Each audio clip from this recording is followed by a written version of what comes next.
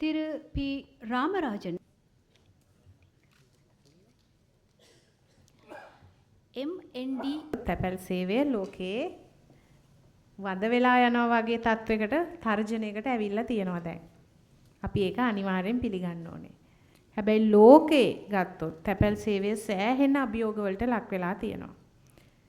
ඒ මොකද කිව්වොත් දැන් ඉස්සර වගේ ලියුම් යවන්නේ නැහැ නේද? ඉස්සර ලියුම් යවනවා. දැන් මෙතන ඉන්නවා ගොඩාක් තරුණ පුතාලා. දැන් නම් ලියුම් යවන්නේ නැතුව ඇති සමහර විට. යවලම නැතුව ඇති සමහර විට ජීවිත කාලෙම. ඒක වෙන්නේ තාක්ෂණය sannivedanaya ඔක්කොම දියුණු වෙලා එනකොට තැපැල් සේවයත් ඒ තර්ජනයට මුහුණ දෙනවා ලෝකයේම. මේක ලංකාවේ විතරක් නෙමෙයි. සමහර රජයන් වලින් කුඩම්මගේ සැලකිලි වලට ලක් වුණත් තැපැල් සේවය ඒ ඔක්කොම අභියෝග මැද්දේ නැගී යන තරුවක් rising star කියලා තමයි report එකේ කියන්නේ. නැගී යන තරුවක් ලෙස තැපැල් සේවය අඳුනගෙන තියෙනවා. මට දැනගන්නට ලැබුණා මේ අමාත්‍යාංශය අපේ තැපැල්පතිතුමාගෙන් මේ තනතුර සඳහා ඉල්ලුම්පත් 1500ක් පමණ ලැබුණා කියලා.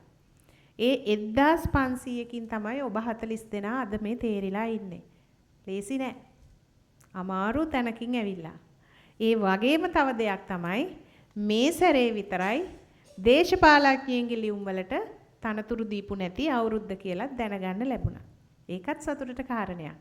ඒ කියන්නේ ඔබ හැමෝම ඇවිල්ලා ඉන්නේ දේශපාලනඥයන්ගේ ලියුම් වලින්වත් තල්ලු වලින්වත් නෙමෙයි. සැබෑ දක්ෂතාවයෙන් සහ කුසලතාවයෙන් සම්මුඛ පරීක්ෂණ වලට මුහුණ දීලා අවශ්‍ය විභාග ලියලා තමයි ඇවිත් ඉන්නේ. ඒ නිසා ඔබට තියෙනවා වඩාත් ලොකු වගකීමක්. මොකද්ද? ඔබ සුදුසුකම් වලින් ආපු කෙනෙක්. එහෙනම් තැපැල් සේවයේ සහ දෙපාර්තමේන්තුවේ අභිවෘද්ධියට ඔබ සතුව විශාල වගකීමක් තියෙනවා. රජයක් ලෙස අපි අපේ ප්‍රතිපත්තිය තමයි රාජ්‍ය සේවය කියන්නේ අපි ශක්තිමත් කළ යුතු දෙයක්. අපි රාජ්‍ය සේවය දුර්වල කිරීම කියන පරණ මොඩල් එකට වැඩ කරන්නේ නැහැ. අවශ්‍ය රාජ්‍ය සේවාවන් පවත්වා ගනිමින් අනවශ්‍ය සේවක මණ්ඩල කළමනාකරණය කිරීම තමයි අපේ ප්‍රතිපත්තිය. ඒ නිසාම අපි බලාපොරොත්තු වෙනවා තැපැල් සේවය අත්‍යවශ්‍ය සේවයක් සහ සමස්තයක් ලෙස අපි රාජ්‍ය සේවය ශක්තිමත් කිරීම කියන එක ඇතුලේ තැපැල් දෙපාර්තමේන්තුවක් තියෙනවා. 2026 අයවැය ගත්තොත් අපි පුනරාවර්තන වියදම් මේ කියන්නේ සේවකයින්ගේ වැටුප් දීමනා වගේ දේවල් ගෙවන්න රුපියල් මිලියන 27000ක් වගේ ගාණක් වෙන් කරලා තියෙනවා. මූලධන වියදම් මේ කියන්නේ කැපිටල් එක්ස්පෙන්ඩිචර් එක. ඒ කියන්නේ සංවර්ධනය සඳහා තැපැල් දෙපාර්තමේන්තුවේ රුපියල් මිලියන 1800ක් වෙන් කරලා මුළු බජට් එක රුපියල් මිලියන 29545ක් විදිහට වෙන් කරලා තියෙනවා. තැපැල් දෙපාර්තමේන්තුව නව්‍යකරණයට ලක් කිරීමත් මේ අපේ වැඩ කොටසේ මේ අවුරුද්දේ කරන්න තියෙන වැඩ කොටසින් එකක්. එතකොට අපේ සමස්තයක් ලෙස අපේ ඩිජිටලයිසේෂන් ප්‍රොජෙක්ට් එකේ කියන්නේ රාජ්‍ය ඩිජිටල්කරණය කිරීම කියන එකට තැපැල් දෙපාර්තමේන්තුවත් අයිති. එතකොට ඒ ලැබෙන ප්‍රතිලාභ කාර්යක්ෂමතා අපි හිතනවා තැපැල් දෙපාර්තමේන්තුව තුලිනුත් පිළිබිඹු යුතුයි කියලා. මොකද අද ලෝකයේ යන වේගයට යන්නේ නැත්නම් කිසිම ආයතනයකට කිසිම විදිහේ පැවැත්මක් තියෙන්නේ නැහැ. නිසා අපි ඩිජිටල්කරණය පිළිබඳ අපේ මූලික ප්‍රතිපත්තිය ඇතුලේ තැපැල් දෙපාර්තමේන්තුවත් එක ප්‍රධාන ආයතනයක් ලෙස තියෙනවා. ඔබ විසින් මේ අද බාර ගන්න පත්වීම ගැන සතුටු වෙන්න අවංකවම මොකද ඔබ කිසිම කෙනෙක් දේශපාලඥයන්ගේ ලියවිලි වලට මෙතෙන්ට ආපු අය නෙමෙයි. ඒ නිසා ඔබට ඇත්තෙන්ම ඔබේ පත්වීම ගැන ආඩම්බරයටපත් වෙන්න පුළුවන්. අපි දේශපාලන න්‍යායකත්වය හැටියට අපි ඇවිල්ලා ඉන්නේ මේ රට ලොකු පිම්මක් අරගෙන උඩට ගෙනියන්න. එහෙනම් ඒ පිම්මේ දායකත්වය දක්වන ප්‍රධාන කණ්ඩායමක් තමයි රාජ්‍ය සේවකයෝ. එහෙමනම් රාජ්‍ය සේවකයන්ටත් තියෙනවා අර දැන් අපේ රස්සාව සුරක්ෂිතයි කියන එකෙන් එහාට ගිහිල්ලා අපේ වගකීම මොකද්ද?